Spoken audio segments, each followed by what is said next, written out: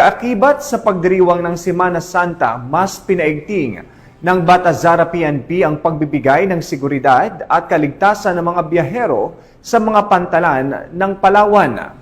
Yan ang tinutukang balita ni Pacho Woman Ana Rose Guadagna.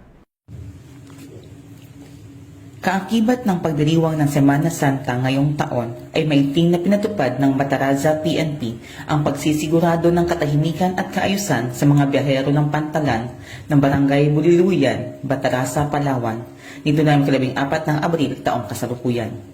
Ang pagpapanatili ng seguridad ng mga kapulisan ay naisakatuparan sa tuwang ang mga miyembro ng Barangay Peacekeeping Action Team na naturang lugar.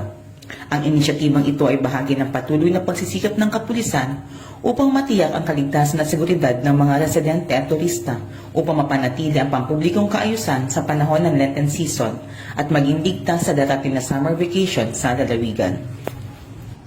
Mula dito sa Home of the Police Eco Warriors, Calapan City, Oriental Mindoro, ako inyong PNN Correspondent, Patrolwoman Ana Rose Guadagna, alagad ng batas, tagataguyod ng Balitang Pulis.